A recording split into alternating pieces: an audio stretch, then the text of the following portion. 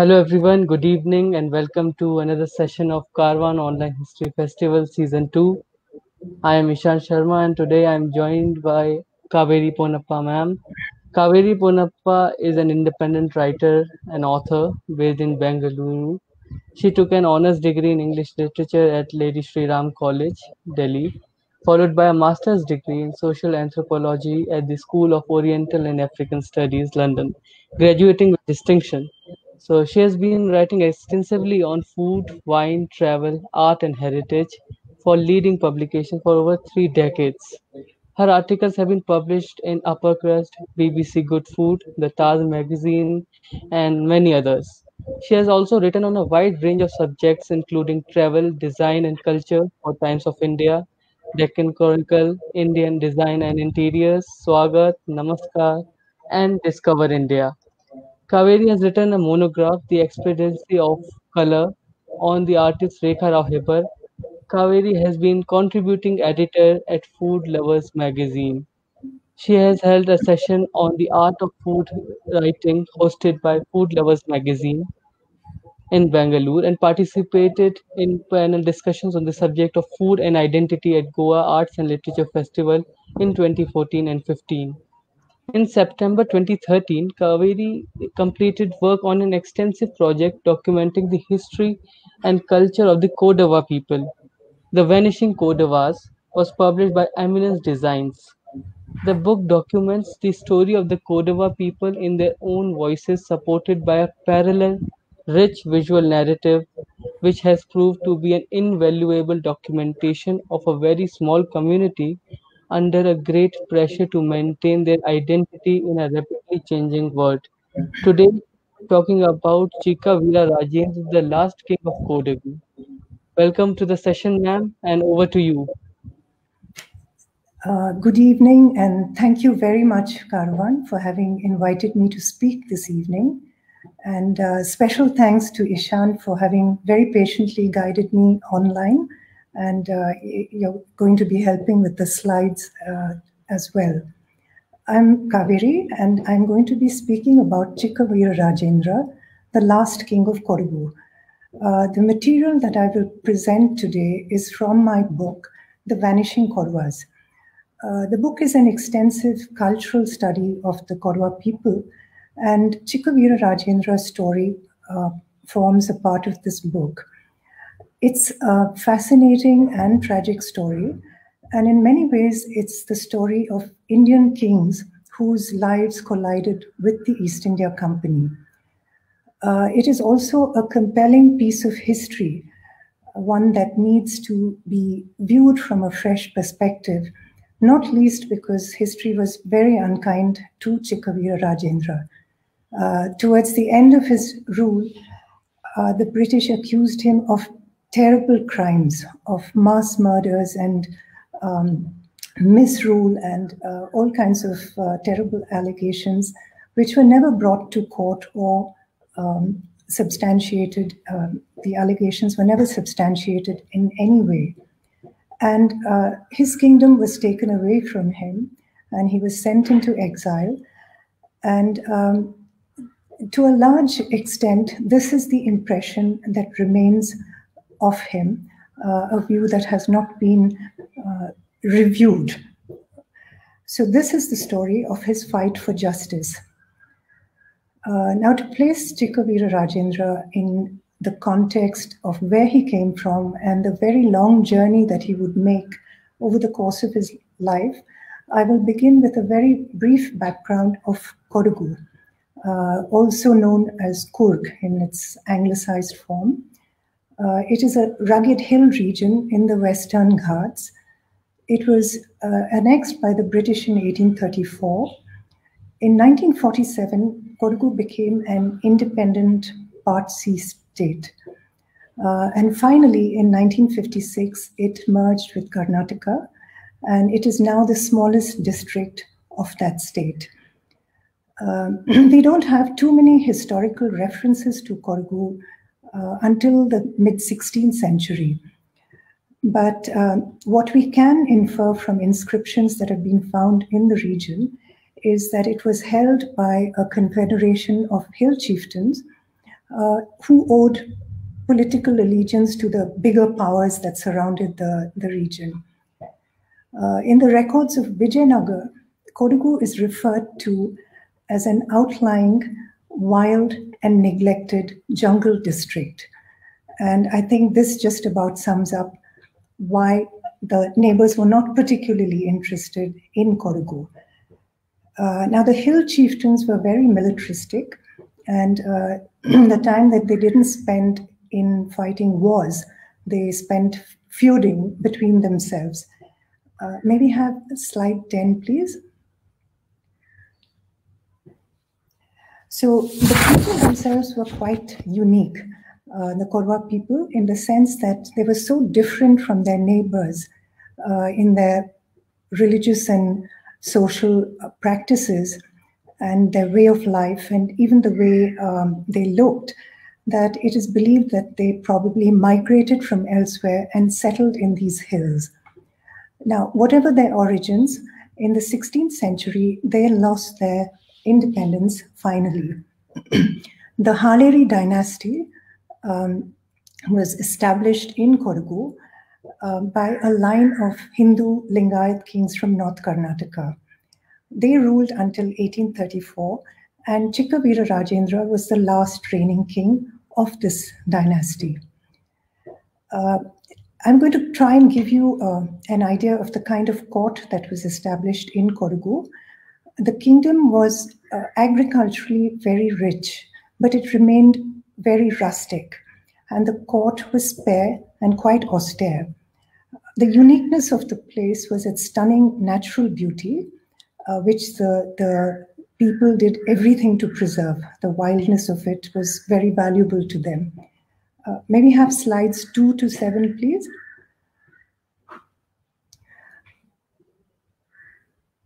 So these kings, once they established this dynasty, they took to the Korwa way of life.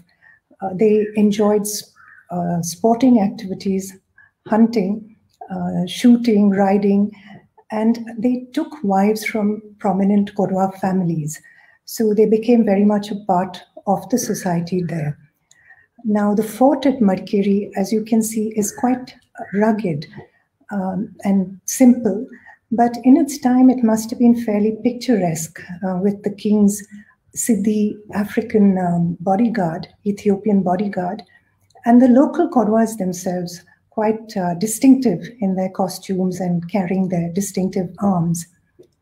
Now, this fort contained glass-fronted cages for lions, and they held elephant and tiger fights regularly for the kings and their guests. The administration remained firmly in the hands of the hill chieftains, and they were extremely efficient. An English official who visited in the 18th century remarked on the permanent regularity, economy, and rustic splendor of the court. So here you have some idea of what the costumes were like, and that is one of the ancestors of Chikka Virarajendra seated on that chair. And that's the typical Korwa costume and the big war knife, which is being held up by one of the soldiers there. Now, Kodagu was never peaceful. It was constantly at war. Most of the wars were fought with Mysore, and they were wars over territory. And this is roughly the kind of kingdom that Chikka Virarajendra should have inherited. But there were a lot of political changes that were taking place. And in southern India, we see the rise of Hyder Ali and Tipu Sultan.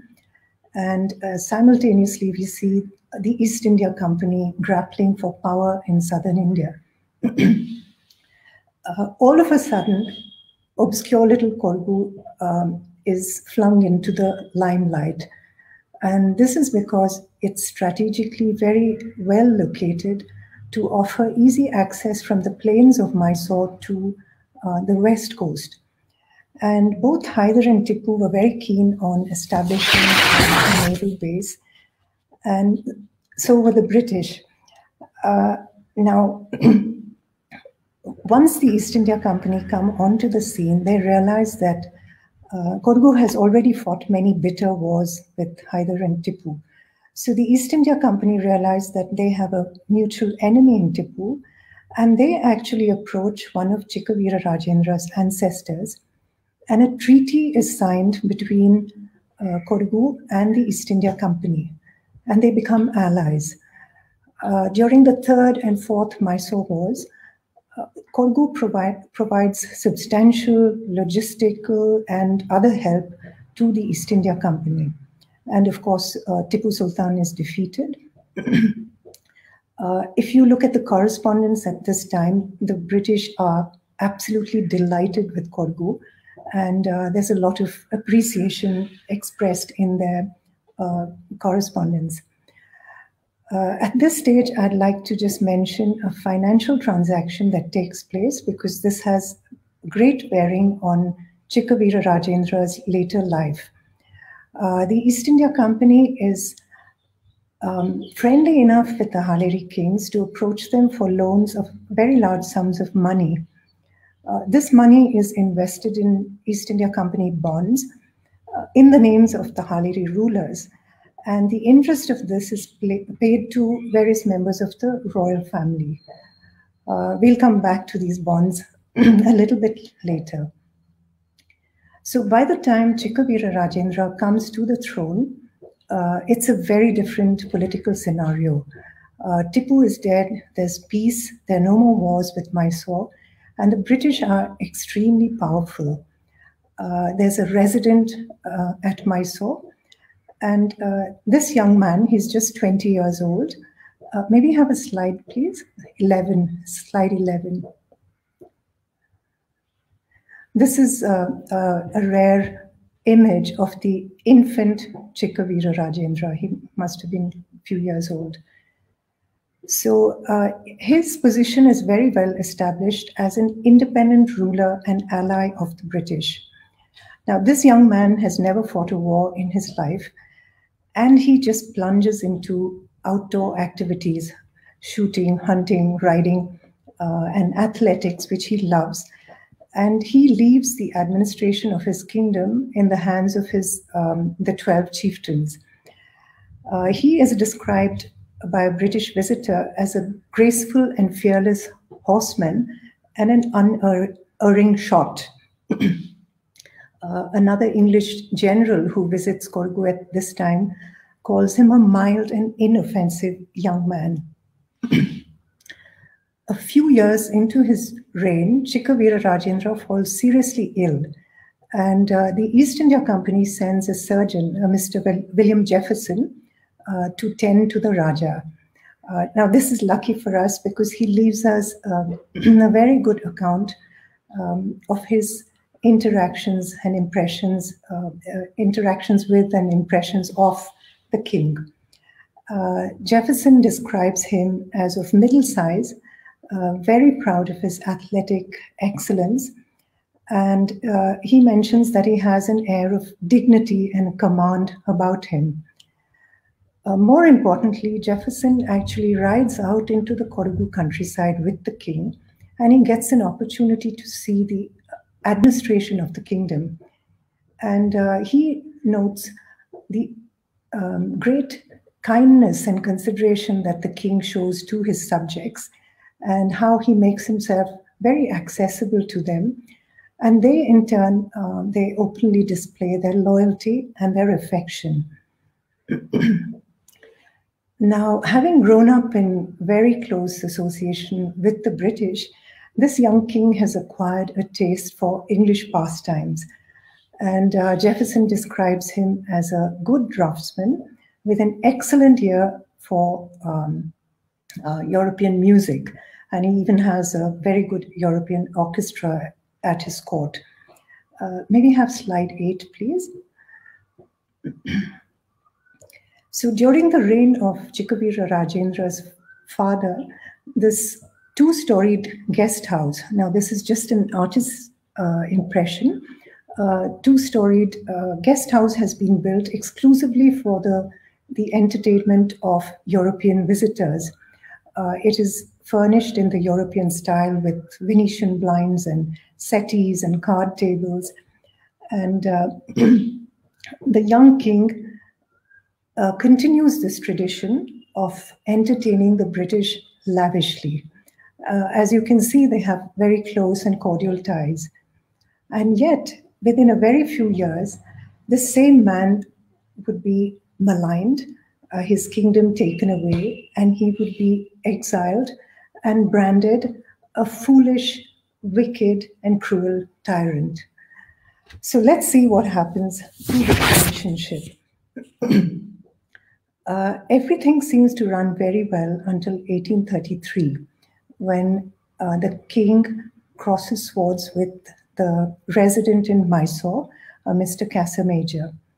Chikka Virarajendra accuses the resident of extreme rudeness and interference in the administration of Kodagu, and the resident threatens the king with deposition. So matters come to a real head in what can be probably described as a diplomatic issue. The king's brother-in-law is implicated in a plot to murder and overthrow the king, and he is arrested. He escapes arrest and he runs away. He leaves, crosses the border of Kodagu, and he seeks refuge at the residency in Mysore. And he is given refuge. And Casamager refuses to return this fugitive. Chikka Virarajendra is furious, and he writes to the Madras government and he demands that Casamager be recalled. And the Madras government actually complies with his wishes, and they call back Casamager. As soon as Casamager reaches Madras, wild rumors of mass murders and atrocities and terrible crimes and misrule, all of them attributed to Chikka Virarajendra, begin to circulate.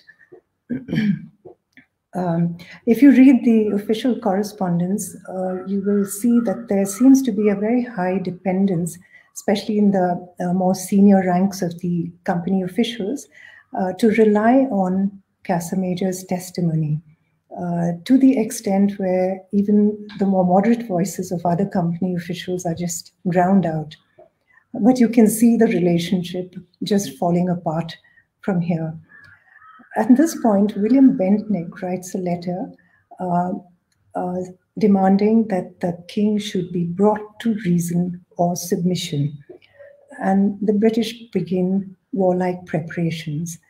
And we must remember that they have always had an eye on Kodagu for that strategic reason that we mentioned. And they cannot afford to have a hostile king on the throne. So when he hears of this, Chikka Virarajendra begins to build defensive fortifications. And in 1834, the British declare war on Kodagu. Now we go back to this young king who has been brought up to believe the British are his friends and his allies. And he seems to enter this war with an air of disbelief. In fact, he begins by giving his troops a ridiculous command. He tells them they're not to fire unless they're first fired upon. Excuse me.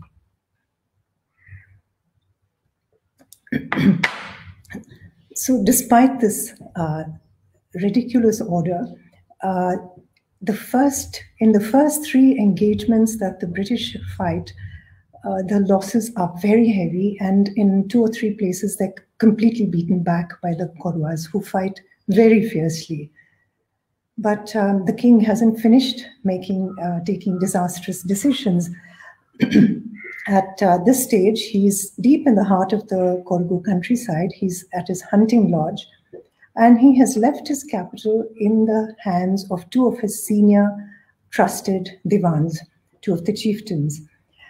And we don't know what he has in mind, but it appears that he hopes for a rapprochement with his old friends and allies, because at this critical stage, he calls for a truce.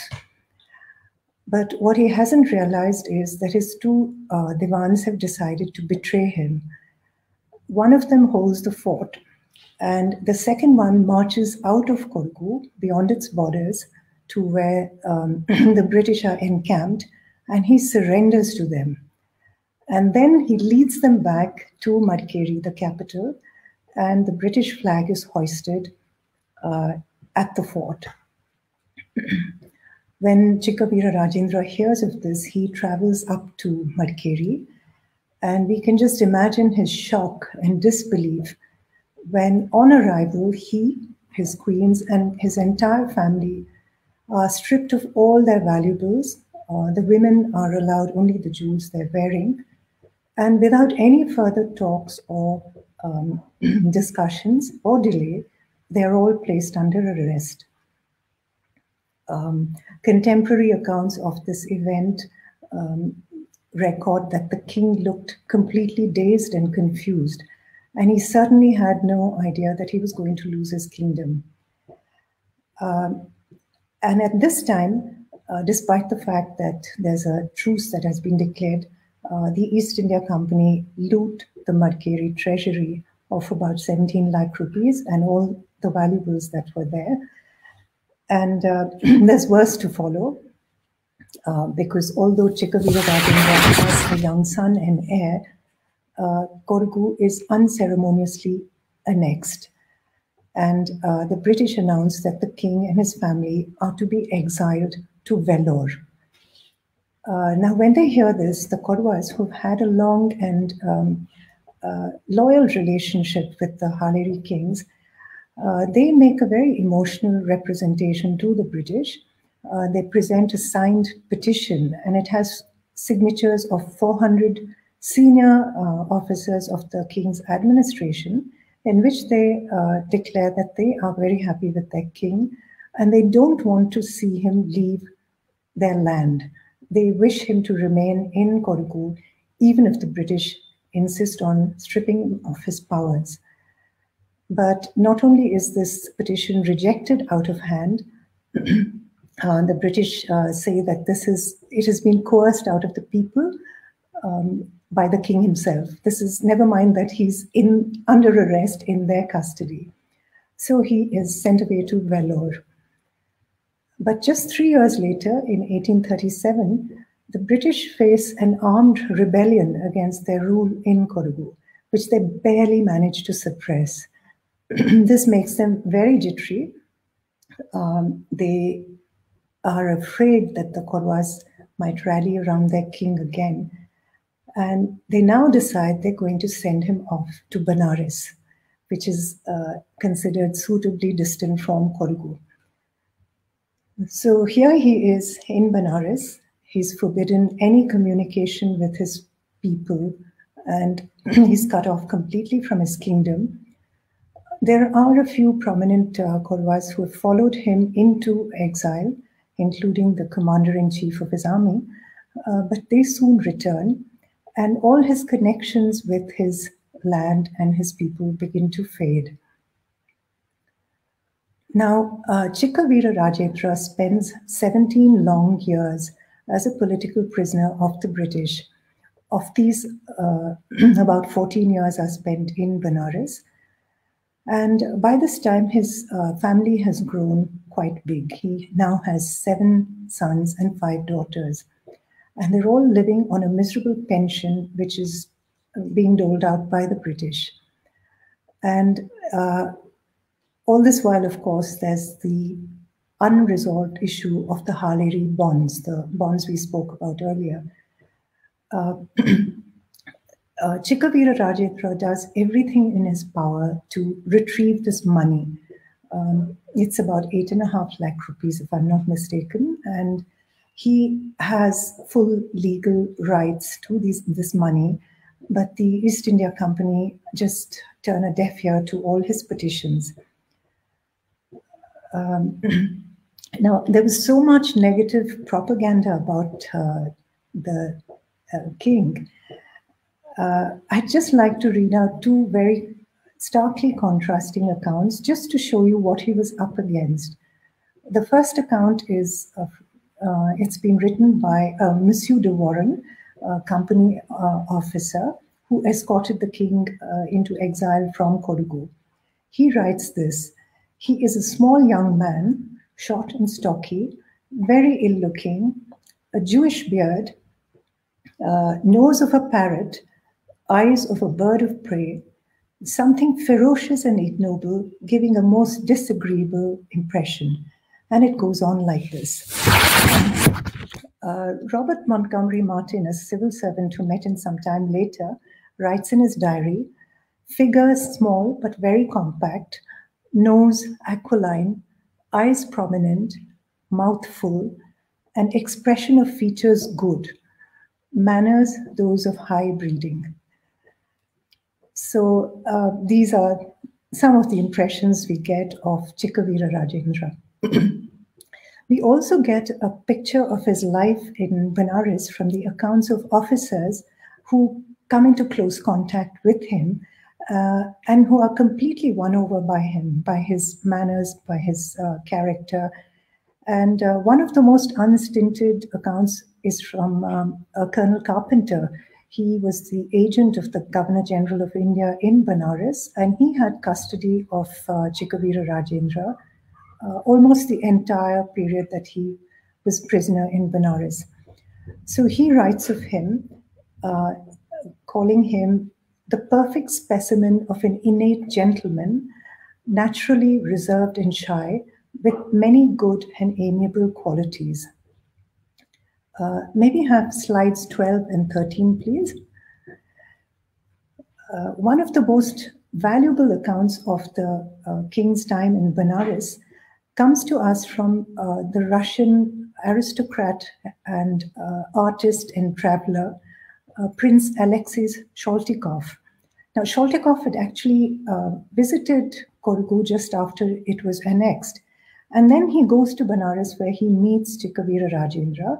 And we have these two beautiful studies. The first one of one of the daughters, the Princess Gangama. And the second one is of the Rani Mahadevamma. Now, in this one, it's particularly beautiful. Her grace and her dignity and beauty shine through, despite what you can very obviously see as her despondency in their situation. Sholtikov also leaves us with a very poignant account of Chikka Virarajendra as a young man with a taste for parades and uniforms who sketches with a passion and maintains a stoic silence on the subject of his lost kingdom. Sholtikov is actually shocked at the vicious slander of the British against this man, against the king, and he notes the state of oppression that the king lives in. So after about 14 years of this kind of a life, Chikka Virarajendra decides that he's going to travel to England. And the reason he gives is that he wishes to give his favorite daughter, the Princess Gaurama, an English education. And a little more puzzlingly, he declares that he wishes to have her brought up a Christian. Now, we have no idea what motivates him to take this decision, but we can just guess at his situation. He's completely cut off from his people and his past. And there's no communication. His situation is a miserable one. He's financially very badly off, and he's possibly worried about the future of his now very large family. And the idea of the bonds is still very much in his mind. In fact, in what seems to be a rather naive sort of move, he informs the Governor General of India in a letter before he leaves for England that he intends to pursue his attempts to retrieve this money. So now, after a great deal of petitioning and being made to wait for a year and a half, he's finally given permission to travel to England. But his status is that of a prisoner of war on parole. Poor Chikka Virarajendra, his situation could not be more miserable. He is completely helpless and dependent on the British, and there are enough and more unscrupulous people waiting to take advantage of him. And one of them is Major Stewart. He's the governor's agent in Benares, and he insists that the king has to accept a Major and Mrs. Drummond as an escort when he travels on the ship. Not just that, the king has to bear the expenses of a return ticket to India for this couple and a year's stay at a London hotel. Chikka Virarajendra refuses, and Major Stuart immediately tells him that he's going to withdraw permission to travel to England. So here he is, he's been bullied into accepting this couple. And in 1851, he finally sails with two of his queens, the Princess Gaurama and a retinue of servants. When he arrives in England, his presence, it attracts much interest and attention. And the king is invited to lavish East India Company banquets. And many of the directors are extremely honored to be considered his friend, and they introduce him to their private circles. Now, this is not the reception that you would expect for a murderer and a tyrant. The Chikka Virarajendra, in the meantime, writes to Queen Victoria and informs her about his intentions for the Princess Gaurama. Queen Victoria is entirely charmed by the young princess. She cannot be more than 10 or 11 years of age at this time. And a year after their arrival, the Princess Gaurama is baptized by the Archbishop of Canterbury in a private chapel at Buckingham Palace. Queen Victoria stands as godmother for the princess, and she names her Victoria Gaurama in the presence of, gathered nobility and prominent personalities. Here we have a beautiful portrait of the young princess, painted by the famous court painter Winterhalter. It shows her in full formal dress, and in her hand is a Bible after her baptism. Now, after her baptism, Princess Gaurama is put under the care of Mrs. Drummond, the same one who traveled to England on a free ticket. And a number of prominent personalities oversee her life. And she's quickly introduced into the best social circles as the goddaughter of Queen Victoria. Chikka Virarajendra, in the meantime, begins his battle to retrieve his money. He is absolutely confident in his right to this money because there are records of interest, payment of interest to his family and to him. And he's also convinced that the British will be just and justice will prevail.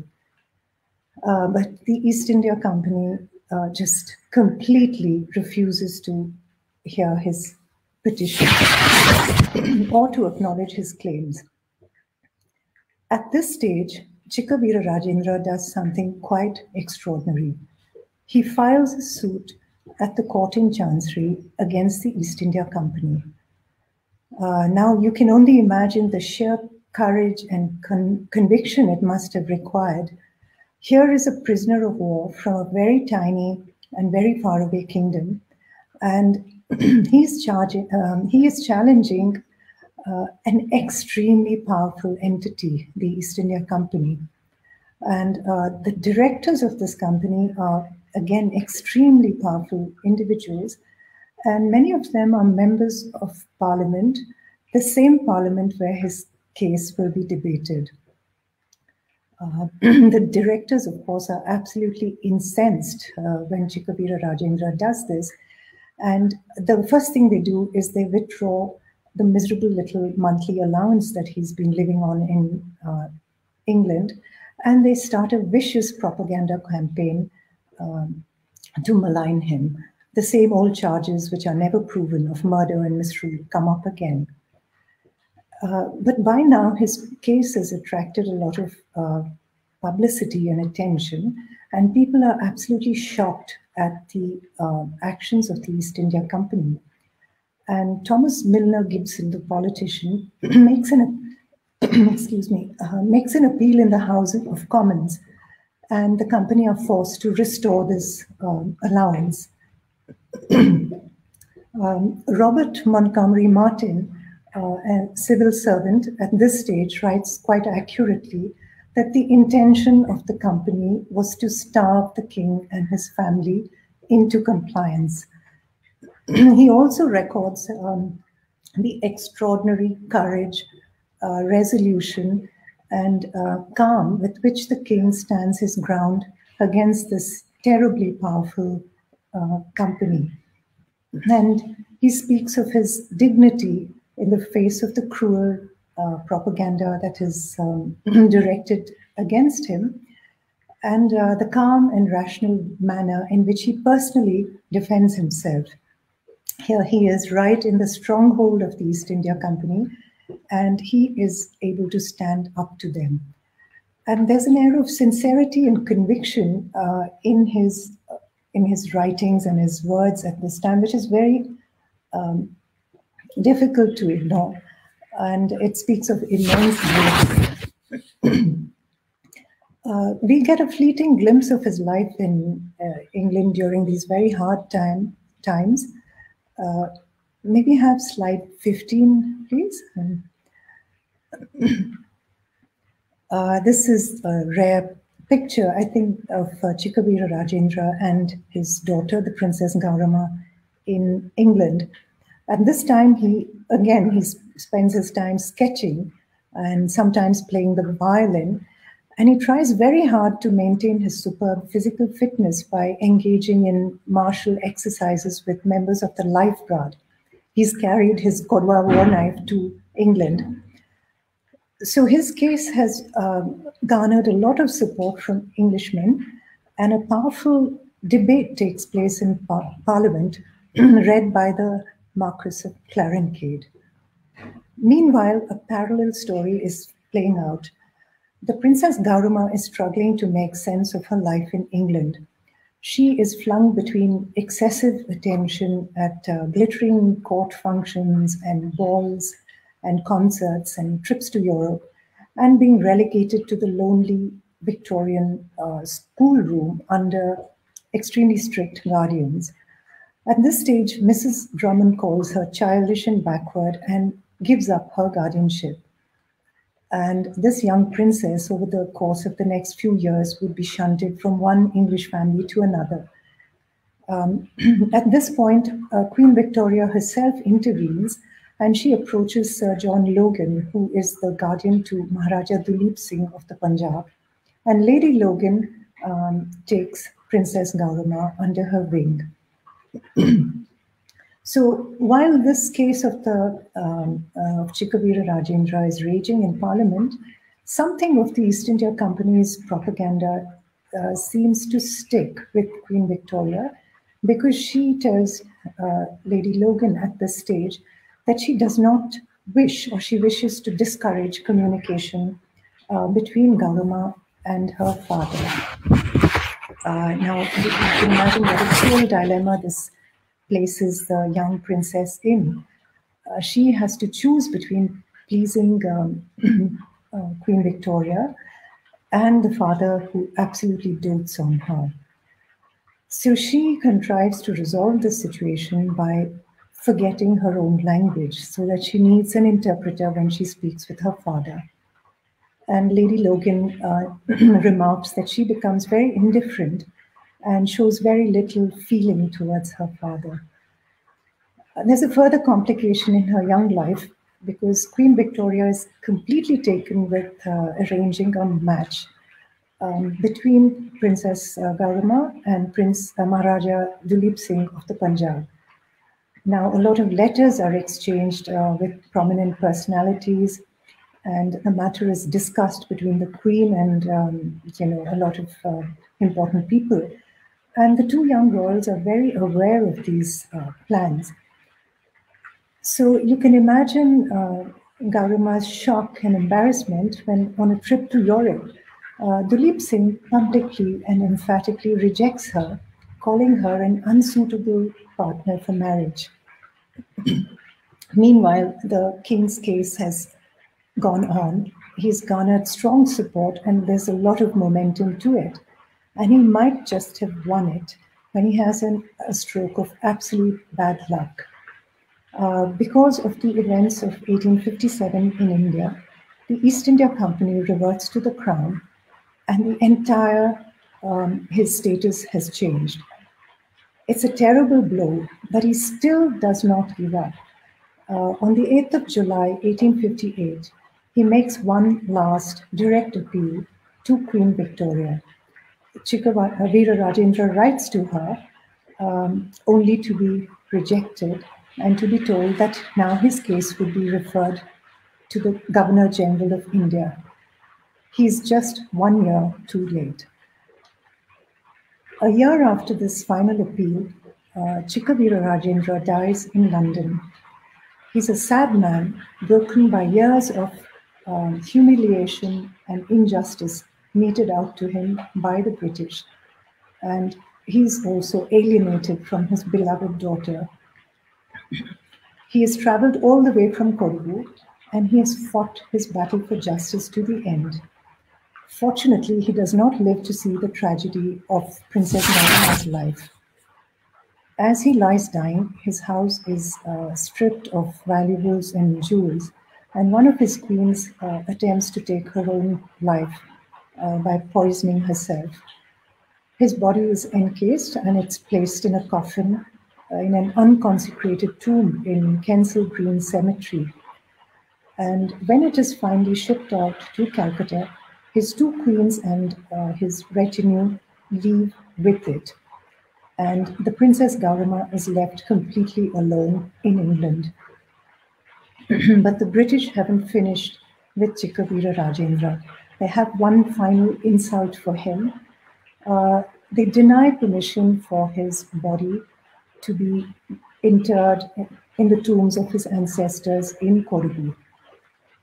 So the last king of Kodagu finds his final resting place in Benares, the city of his long exile. Thank you very much. I'll be happy to answer any questions if there are any.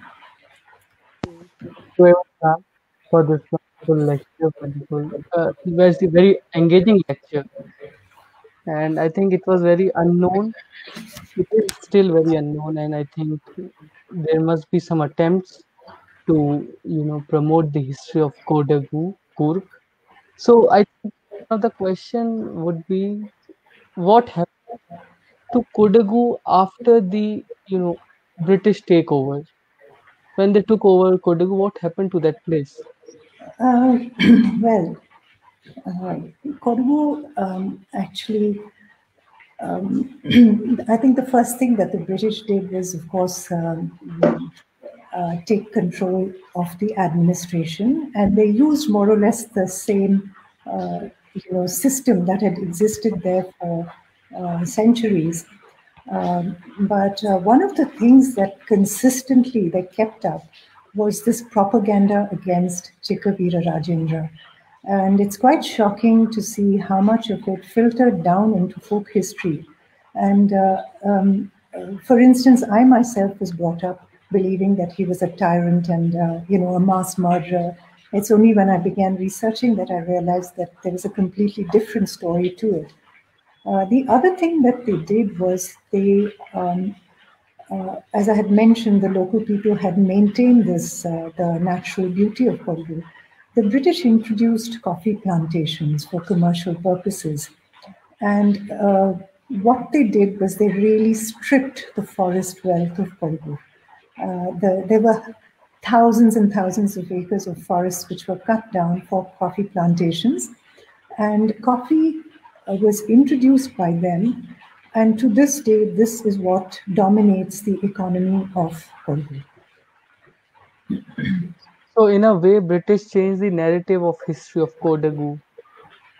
I'm sorry, I can't hear you too well, Ishan. I think we're losing. Can you hear me now? Yeah, I can hear you now. Yes.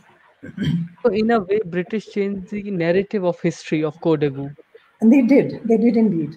And I think, in a way, I'm very extra pleased with this opportunity because sometimes micro histories never get a showcasing that they really deserve.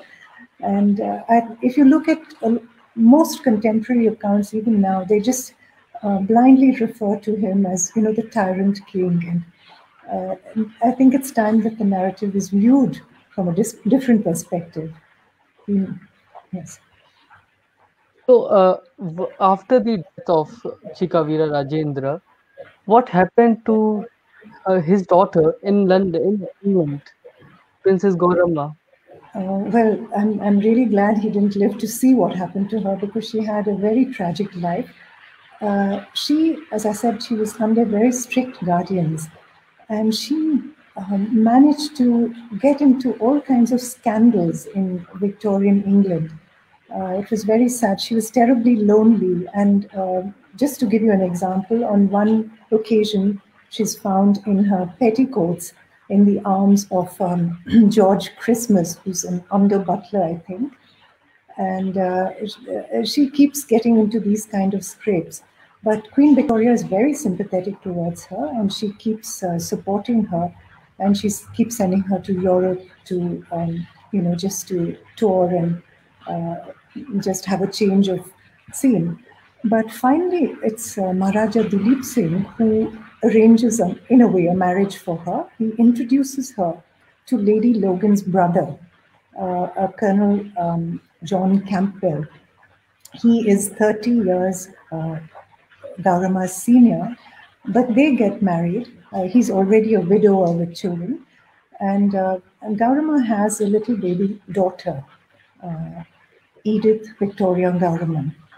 But tragically, the Princess Gaurama dies when her daughter is just 3 years old.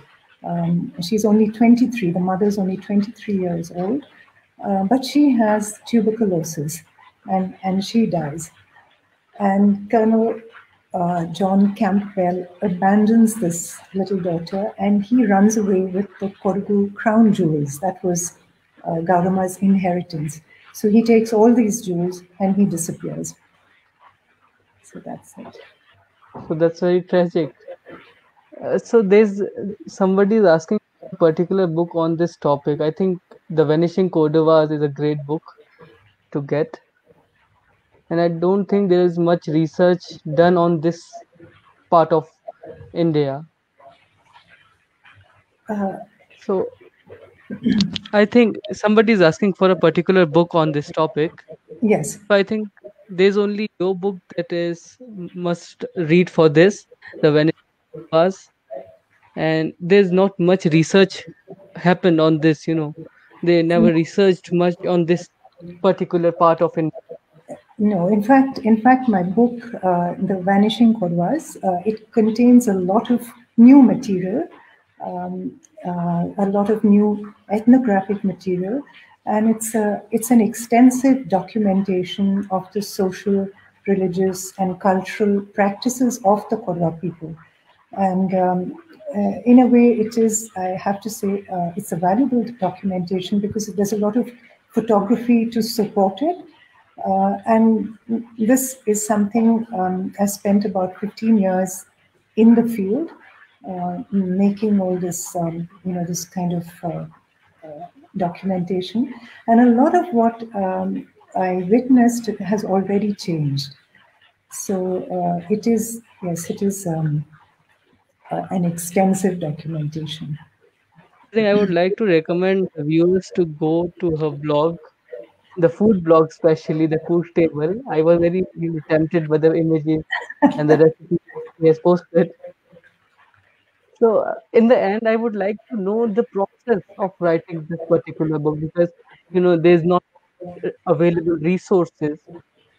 And how did you write this book? How did you manage to get the sources? Well, this sources for the historical background. There are a lot of old books which are part of my collection because gold is a topic I've focused on for a long time. There were lots of good online resources, and then there was the Markeri library at the same fort where the kings ruled. They had a library there. But for the cultural part of it, it was just hands-on fieldwork.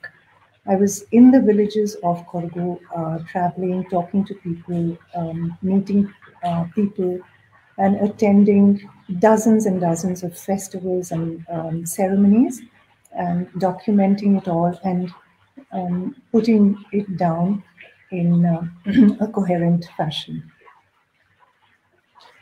So there is a question by Jyotirmaya. Why his betrayed him if he was a popular king? I'm sorry, I can't hear you again, Ishan. There is a question by Jyotirmaya. Yes. He asked that why his generals betrayed him if Chikka Virarajendra was a popular king. Well, it's difficult to judge. It's really very difficult to judge. But my impression was that they felt, this is entirely my personal impression, they felt that the British were going to anyway barge their way into Kodagu. They had this. In fact, if you go back to Chikka Rajendra's great uncle, with whom that treaty was signed, they after the signing of the treaty, they tried to go back on the treaty and take away his independent status. But the old king fought so hard that the British just backed off at that stage. So they were just waiting for their opportunity. And these two divans who betrayed Chikavira Rajendra, this is it's sheer guesswork and it's my impression, because the rest of Kodagu, in fact, there's a description of how to the man they had come and gathered at the borders, and they were they were going to fight to the end for that for the independence of Kodagu. So thank you so much, ma'am, for this wonderful lecture, this wonderful presentation. It was so nice to learn about a new dimension or a new place in history. Thank you And so thank you, much. everyone. Thank you very much, Isham. Thank you, Karwaan. Thank you very much, everyone who joined us live this evening.